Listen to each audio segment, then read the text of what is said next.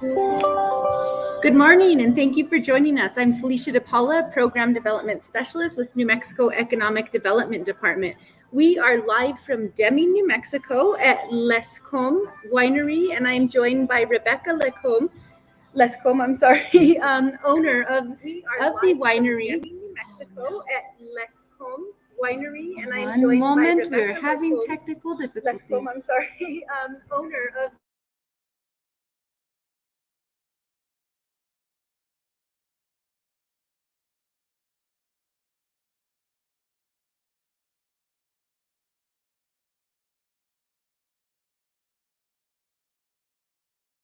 Let's try this again. Of course, there would be technical difficulties.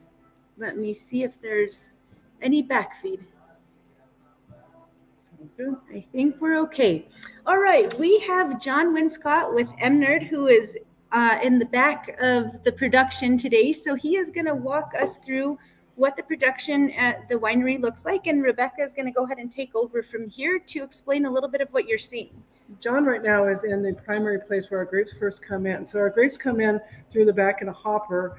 They get unloaded in the hopper and they get fed into the winery. If they're white grapes, they're going to go directly into the presses. They'll get pressed out gently, because we don't want too many tannins in the wines.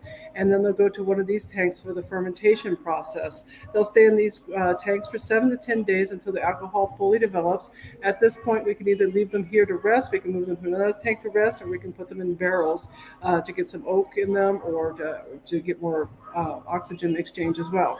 If they're red grapes, if you don't know this, a red grape inside is actually a white flesh. So red grapes have to stay on their skins for 7 to 10 days. So we're going to pump those red grapes straight into the tanks and ferment them there. They'll start fermenting, but primarily they're going to get a lot of color out of it too. They're going to macerate with the skins on. After the end of 7 to 10 days, we'll be able to pump them out into the press room, and we'll return the wine then to the tanks where they can finish up fermentation if they're not fully fermented, or again, they can go to a resting phase for aging, either here in one of the stainless steel tanks or one of our oak barrels. So he shows us a lot of our tanks here. We are the biggest winery in New Mexico. We have over 450,000 gallons worth of capacity. This is only one of our 3 cellars that we have of tanks. Let's see, now he's going over to the winemaking area. There's a winemaker's office there on the right-hand side of the screen. He's walking towards our second cellar. If he'll take us, yeah. He's got the lab equipment over here. We do most of our lab work, everything that we can do in-house, we do in-house. We're in remote New Mexico, so we don't have a lot of options for labs. So we have to do it all in-house primarily. So we have a very talented team that comes in here and does our lab work. We have to test for pH, for acidity, for alcohol levels. We have to look for bacteria. We have to look for all sorts of things in our lab to make sure that our wine is coming along well and is not going to re-ferment or get contaminated. Now he's in our cellar 3, and we've got some more barrel storage in here. The barrels last for 5 years to give oak flavoring. So a wine can stay in here from anywhere from 6 months to 7 years. Now, I just said that they only get flavor for 5 years. They can still stay in there a couple more years and get more oxygen exchange and help the aging process. But after 5 years, the oak is pretty much going to be spent from there. So we'll have oak barrels in here anywhere from the current year, 2021, which is what's in there right now, all the way down to 2014. We have wine in these barrels that's aging in here. We are currently in the process of building a 4,000 square foot cellar underground, so that again we can have energy conservation savings with that, where we take advantage of the cool earth temperatures, as well as it's good environment for the barrels to age at, because it has a nice moisture down there. Well, it keeps that a lot better than it does above ground. We have quite a few barrels back there, and that's mostly our red wines. Our DH Lescombes labels will stay in these barrels here for a long time. So if you go to our bistros, this is where the wine originally comes from. Awesome. 55 gallons in those. Yeah. Pretty neat. Cool. All right. Well, is he going to head back, or is that our stopping point? That might be our stopping point. You should go see the bottling line. Yeah, John, if you can head over to the bottling line, we can show a little bit of that. So what does the DH stand for? We were talking about that. The DH is for my father-in-law, Hervé, and my mother-in-law, Danielle. Okay. So when they came over to the United States in the late 70s, early 80s, they made a label with their name, DH Lescombes. Our first label, though, was the Blue Teal Vineyards, which was quite a while ago. We used to have a beautiful, colorful bird on the label, and that was a really neat label. Then our first champagnes came out in our DH Lescombes labels, and then since it's expanded to full white and red wine label that we premiere in all of our restaurants. Awesome. Yeah. Well, we are going to jump into our interview. You're joining the Rural Efficient Business Program interview series in partnership with EDD, New Mexico State University, and NMMEP. The program strives to assist rural small businesses and agricultural producers in New Mexico to reduce energy consumption, increase profits, and explore ways to implement renewable energy systems. You didn't see John's face, but he is back there. He will be joining us in just a moment when he takes off all of his protective gear, who is with the Economic and Energy Diversification Coordinator. So Louise Marcus, also who is our regional rep for Region 5, is joining us, which is super exciting. So she will be jumping in on some questions, and I believe your husband will be joining us in just a bit. So the vineyard is 200 acres. We're currently Cab Sauvignon, Chardonnay, Moscato, Pinot Grigio, Merlot. I'm going to butcher this, Chenin Blanc, Chenin Blanc, and dozens of other varieties of grapes are grown. So the Lescombes family are 6th-generation French winemakers, and of course we're joined with Rebecca. So you can produce 7 to 10 ton grapes, right, per acre on average? Some of our acres will actually do 12 tons per acre, which is quite a bit. So we get 160 gallons out of a ton. So that's going to be around, I have to do some math, 750 bottles per. It's 5 bottles per gallon, so it's quite a number that we can get out of there. So, okay. Yeah, it's quite productive. It's been a hard time discovering the best soil in New Mexico. Nobody really thought about New Mexico as being wine growing country, although it is the oldest wine growing region in the United States. Not many people are very aware of that. We're coming up on our 400-year anniversary in New Mexico. 1629, the first vines were planted near Socorro, New Mexico, which is a fascinating fact. So yeah, that is it. We're planning for a big celebration with that. Historically, all the grapes were mostly Mission grapes planted along the Rio Grande Valley, where they did okay. I mean, Mission is not the finest wine grapes, but it made good Sacramento wine. When we came to New Mexico in 1979, is when my father-in-law first came here, he did trial and error with the soil because this is completely different than France. It was very similar to his native Algeria. He grew up in French Algeria when it was a colony, so he was kind of familiar with the sandy soils and the water problems and that. So I think he fared better than a lot of French people did in establishing a vineyard in New Mexico. Wow. But they started up near Elephant Butte, which was the soil is sandy over there, had a lot of water problems up there. They didn't have enough water to water. They did have this brackish. He moved all over the place with different vineyards. We've had 4 or 5, 6 different vineyards in the whole time he's been here. So we spent a lot of money developing vineyards. Now we're about 15 miles east of Lordsburg, and this is our 200-acre vineyard. We've been over here for 20 years, and it's a beautiful, beautiful vineyard. So we're very lucky to be there. Wow, yeah, that is amazing. I didn't know until I read your website, which is super informational. Loved it. I had no clue that this was such a wine-producing region. So it's really exciting to hear all of this. Can you share a little bit more about the history, anything we might be missing? I did miss a key point as to why we're here because I got so excited about the wine aspect. And there's Louise and John joining us. You did add some solar paneling, which is why we're here, and we'll get more into that in just a moment once we hear some more about the history of what you're doing. But we were going to be able to go up to the roof, but we're going to actually have some aerial shots that someone is going to provide us with. So we'll provide some shots of that at the end. So we can just go ahead and jump in, just sharing a little bit more about your history and how you landed in New Mexico, your father-in-law, anything you'd like to share with us until we get into the technical stuff. I love this story. My father-in-law has a fascinating history. He's the 5th generation. My husband's the 6th generation.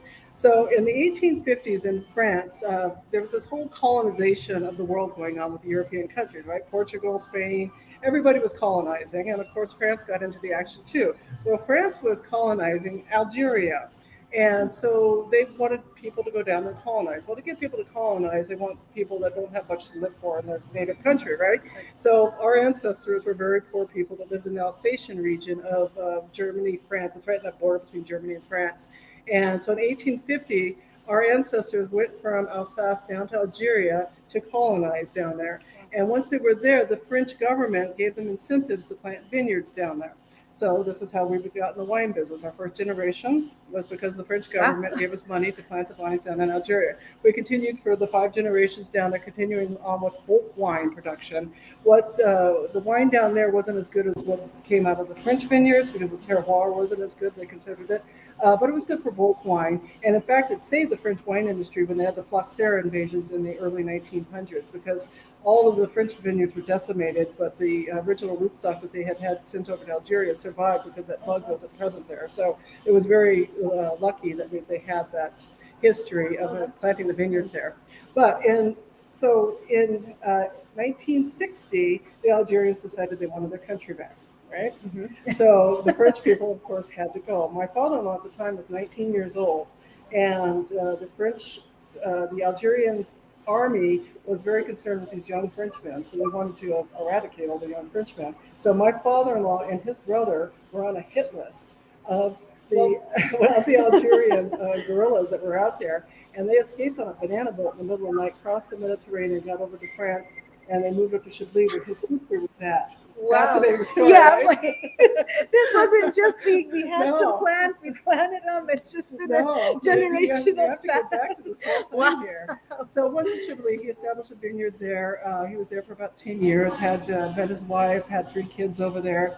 He got aggravated with French government and government laws and all of that. And there was also a lot of money to go invest around the world in different grapes as well. So he got involved in that trend in the 70s. He ended up here in New Mexico. He had looked at Chile and Argentina were also strong contenders, but here the land was cheap and it was very similar to his native Algeria. So he had learned how to farm in Algeria, so he understood this hot, dry climate with little water that we have here. So he ultimately decided on New Mexico. Yeah. So he pulls up his French family and moves them all to England, New Mexico, which is over there by TRC. Okay. Middle of nowhere, New Mexico. So it was quite the story. That was our first vineyard there. We ended up, we did vines in Las Cruces. Across the street from where we're at in present-day Lordsburg, then we did the vineyard over there. We've done vines over here in Deming as well. So lots and lots of vineyards. But our vineyard right now is a keeper. Yeah. So that kind of leads into our next question, the whole water situation. I mean, it's no secret that we're constantly in drought. So how have you adapted to that? Has sustainability played a role in that? Do you save water, rain water? How do you guys work around that? These are some great questions. The first thing we do in the vineyard is we do drip irrigation and everything. So grapes are actually a very water efficient crop for New Mexico. We use 1/3 of the water that Chile and pecans do. So it's a huge savings for us. We're also looking here at the winery of recycling our wastewater. That's our next project for the next couple of years.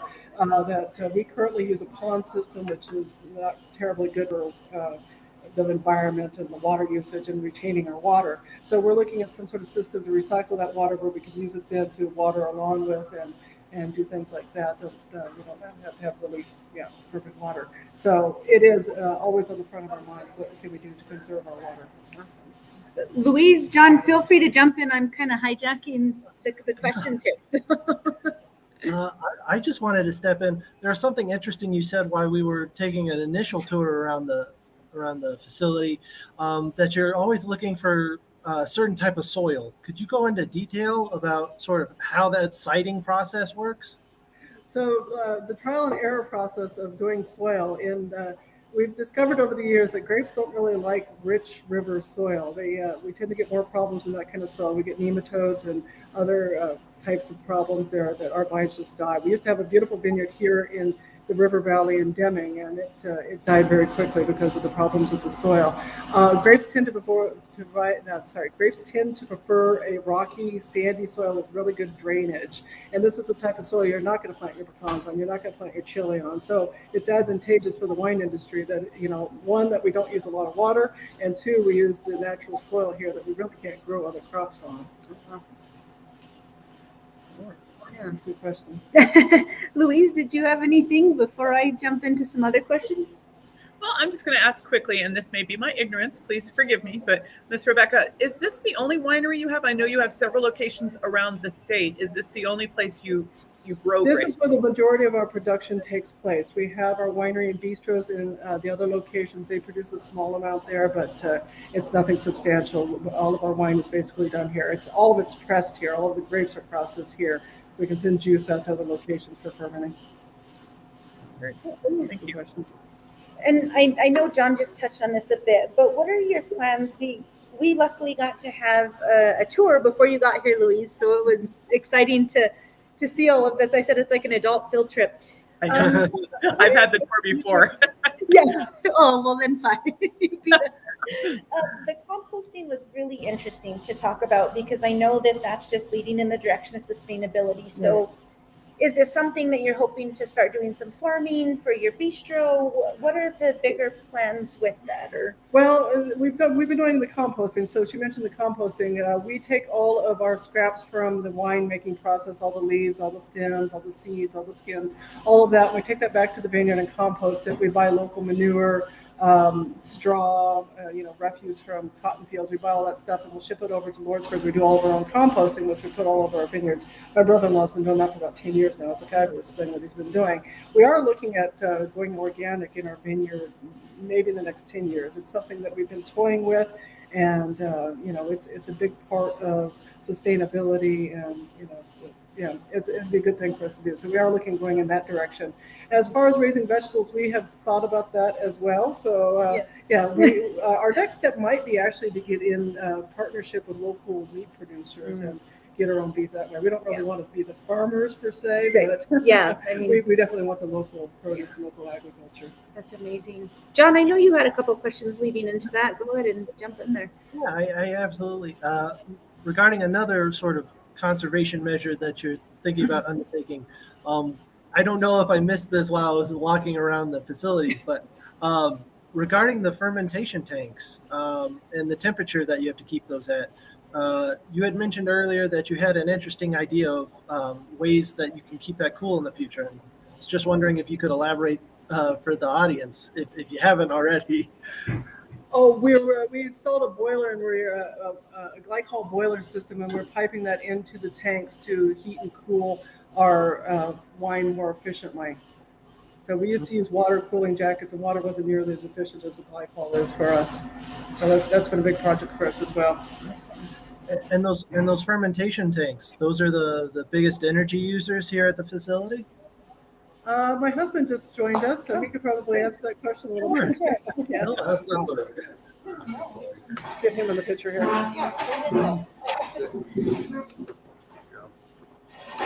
Sorry about the delay, everybody. This is Florent Lescombes.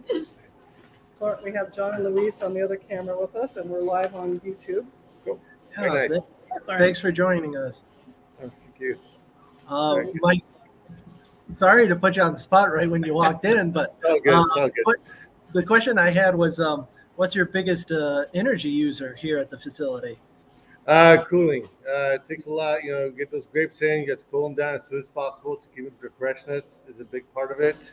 Even though we do harvest at night to keep with the equipment because it's keep the cost down doing that also. But, we actually had to ferment low temperatures around 60 degrees. And when you ferment something, it creates a lot of heat.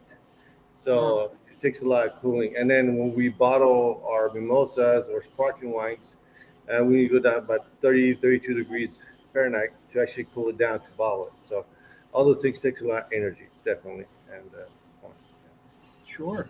And how does one stay on the cutting edge of these best energy practices when it comes to a winery? Are there continuing education classes? I know you're a seasoned pro, but if anybody else had like a smaller facility or something, how would they find out how to implement some of the items? Yeah, I would definitely talk to other industry members. I love to talk to small wineries, know what their issues are and help them out. Myself, I do the same thing. I'll try to find, we have a great relation with Gallo a little bit. So to actually, talking to them, see what they do, it's hard to invent the best scenario for ourselves. We're a little different, definitely, where we're at today compared to California. But I would say definitely talk to the industry. That's the best scenario you can do at this point, definitely.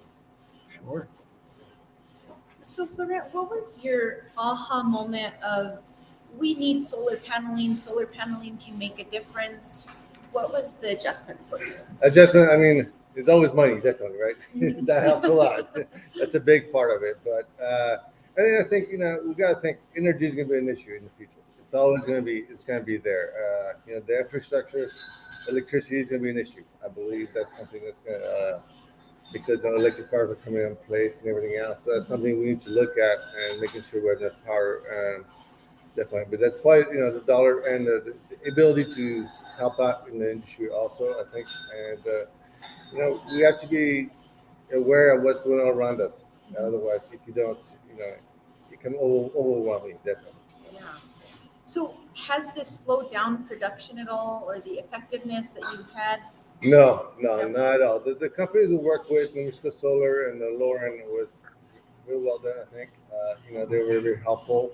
They were there to help us. So it was a good transition for us. It took us longer than I thought it would do, definitely. But I think just because the systems are in place that way. But I believe it was a good transition, definitely.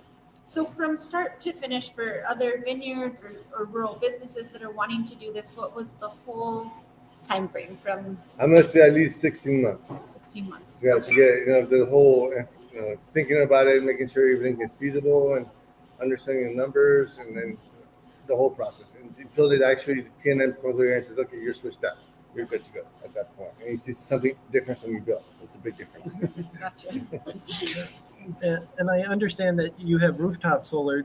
Did you ever consider any other kinds of solar installations, like parking lot or like PV on a pole, where it's just a solar panel on like a pole on your property? Did you have conversations with the process? The next project we're actually working on towards is actually at the vineyard, and it's actually going to be on the ground, basically, so on poles, basically. And we're trying to do this process actually this week, so trying to get it done. So, so hopefully we get that done. So just there's a lot of little headaches we're trying to work through, but Sure. And speaking of those headaches, are there like certain things that you wish you knew when getting into solar that you kind of know now as a savvy veteran that you could share with people that are thinking about getting solar for their facilities? At this time, I mean, I think the company you work with is very important, who you work with, so they can explain to you how everything works, and also the fact that you're going to get money back, but you have to use that electricity to get your money back, right? So it's not like they give you money every month. It doesn't work that way. But at the end of the day, you have to see the value long term, definitely, and understanding that very well before going forward, I think. And I know you had some great numbers to share, Rebecca. I'm wondering if maybe you can talk a little bit about the savings that you guys have experienced, and maybe just the financial aspects, because I think that's what steers a lot of businesses away, is that we're just trying to survive during COVID. So then to make a decision to implement solar isn't top priority. So maybe you can share. One of the big considerations for putting in our system was a financial consideration, because it was a huge dollar amount of what we did here. But the federal government has offered a huge incentive, a tax rebate to a tax credit to put in the solar. It's a 25%, I think, is what we'll get for our installation. In addition, we get the 25% REBP grant. So we're down to 50% of what we actually had to pay. Our bank worked with us very readily on this, so that was good. And we'll probably pay this off in 4 years, maybe 5 years at tops. But it's a big payback. It's a very short payback period for something of this size. So we're very excited about that. So take advantage. If you're considering this, take advantage of it soon. Those federal tax credits will phase out. Get it while the money's there. Yeah, and that's a good point to pitch for USDA. REAP grant does close on March 31st. So if anybody is interested, please feel free to reach out to me, and I will put you in contact with Carlos at USDA and see what we can do. But that is a great point and a great opportunity, great financing opportunities through USDA. Luisa, did you have anything on your end?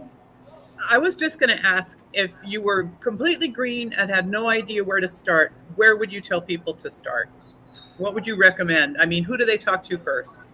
I would say the solar is the easiest. Like Rebecca says, the tax incentives, everything is there for that. Definitely, that'd be the biggest part. And of course, water usage, I think, is going to be the second coming eventually. And of course, your equipment. What uses the equipment? Equipment that has changed in the last 20 years. Its efficiencies is amazing. I think technologies. We're changing our bottling line next year, and I think we're going to be using probably a third of a power we're using today. So it's just some of those things that could be huge. Even this year, we changed out our. We have a big steamer. We went from electric to actually to solar. I mean, natural gas. That's a huge saving on that part too. But understanding what you have, what you need, is very important. And I think the utilities will keep on going up. It's not going to go down. So it's very important to look at those things. Another project we did too was we put in LED lights all through the facility, and that was a huge project. And P&M has great incentives to do these things too. So that's a really neat program as well. And it's made a big difference in our electric bill as well. So we really cut down our consumption here through all our projects. And I see Bobby just logged in with PNM, so I'm sure he's smiling. So thank you for mentioning those incentives. Anything else, John, on your end? I know you had some more technical questions before Florent needs to head out. I was just wanted to follow up on the LED lighting, just to clarify. Was that the Quick Saver program through P&M that you obtained the lighting through? It was a big program because they retrofitted all of our appliances and put in all the light bulbs. And I don't know if it was Quick Saver, but it was a hefty chunk of change that they invested in our facility. And this is something that we're really trying to figure out, is how to get other co-ops more involved, like P&M, to offer incentives for rural businesses, because it is obviously something that's effective and has benefited your business, and you don't, as Louise mentioned, you don't just have locations here. So I guess that leads into one of my last questions, and I will let the two of you close up too, is are there any plans to go energy or green, energy efficient at your other locations? I know you have a location in Santa Fe and Albuquerque. Yeah, we have multiple locations. Definitely, I think that's one of the goals. I think our goal right now, we have the water. I think it's a big issue for us. We're trying to figure a way to recycle water. It takes a lot of water for a plant to run. I mean, we run between 4,000 to 10,000 gallons a day of water, and able to recycle that water to repurpose it for bigger usage. I think it's something in the future we really, really have to work on. And we've been working on this for the last 4 years, trying to figure a better way. I mean, everything's done right now through evaporation, right? So it's not being reused. So being able to do that, I think that's something in the future we need to really work on. I think that'd be great for the industry. So. Yeah. Any closing remarks for you guys? I just wanted to touch on something, if it hasn't already been mentioned. Coming to the facility today, there appears to be some construction in front on some underground cellars, and I believe that those were going to be energy efficient in some ways, and I was just wondering if you could talk a little bit about that. Yeah, definitely. So we built actually a 4,000 square feet underground cellar. So the reason we did this is able to storage all of our oak barrels for the aging of the wine, and have a consistent temperature all year round. So being able 4 feet under the dirt, temperature range of between 5 to 6 degrees between winter and summer. That's our goal. That's our engineering plans basically. But right now the issue we're having with our barrels being inside the plant, we lose between 5 to 10% of the wine inside because of evaporation. We're so dry in New Mexico, so we're going to be able to actually be underground and be able this room be actually humidified to a certain level, so we don't lose hardly any wine at this point. So and made better wine because of the consistent temperature. So the power usage will be very low, very, very low at this point doing that. So I think this again we're going to learn a lot from this. This is something new. This not you can go to California, go to Napa and see those facilities they make inside of the hill, but we're not the same here. The air is different, the soils are different, so we have more technical to understand of how everything works. So he would like a mountain to drill into, though, if you know one. Oh, yeah. One of those projects. That's awesome. That's great. Thank you so much. Yeah, thank you. Thank you, guys. Yeah, and I know you had mentioned, I don't know if it's worth mentioning again, that you have a 100-year anniversary coming up. Yeah, so the New Mexico wine industry as a whole. So, okay. 1629 was the founding date of New Mexico wine. The first wines were planted near Socorro, New Mexico, and the Wine Growers Association of New Mexico is getting ready to do the big 400-year celebration. So it should be pretty awesome. We're really excited about this. Oldest wine producing region in the United States. So Awesome. Well, hopefully we can catch you Good there. stuff. Right. Absolutely. Great. We'll be back. All right. Yeah. Definitely Good an overnight trip this time. Right. Good to Well, see. Great. Louise, anything else? Thank you so much for setting this up. This was a Absolutely. great opportunity.